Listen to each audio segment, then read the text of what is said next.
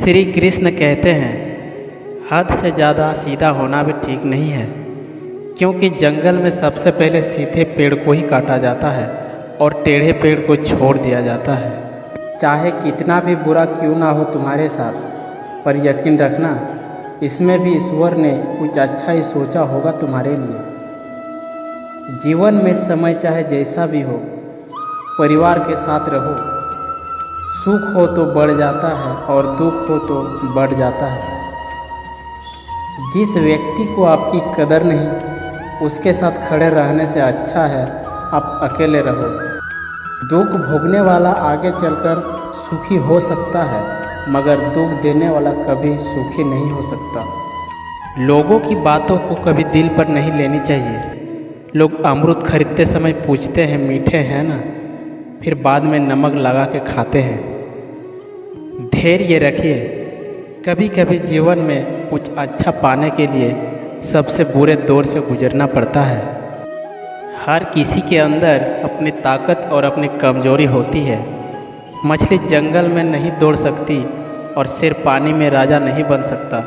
इसलिए अहमियत सभी को देनी चाहिए, चाहे वो छोटा हो या बड़ा। माना वक्त सता रहा है, मगर बहुत कुछ सिखा भी तो रहा है। किसी ने बहुत अच्छी बात कही है, रेस में जीतने वाले घोड़े को तो पता ही नहीं होता कि जीत वास्तव में क्या है। वो तो अपने मालिक द्वारा दी गई तकलीफ़ की वजह से दौड़ता है। इसलिए यदि आपके जीवन में कभी कोई तकलीफ़ आए तो समझ लेना कि आपका मालिक आपको जिताना चाहता है।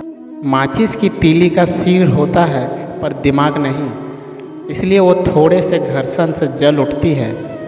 हमारे पास तो सिर भी है और दिमाग भी, फिर हम छोटी सी बात पर उत्तेजित क्यों हो जाते हैं। देर से बनो पर ज़रूर कुछ बनो, क्योंकि वक्त के साथ लोग खैरियत नहीं हैसियत पूछते हैं। ज़िंदगी में दो लोगों को कभी मत भूलना, एक वो जिसने तकलीफ़ दी हो और दूसरा वो जिसने तकलीफ़ों में साथ दिया हो। दिल के सच्चे लोग जीवन में अकेले रह जाते हैं, लेकिन ऐसे लोगों का साथ भगवान जरूर देते हैं। जब भी टूटो अकेले में टूटना, क्योंकि ये दुनिया तमाशा देखने में माहिर है।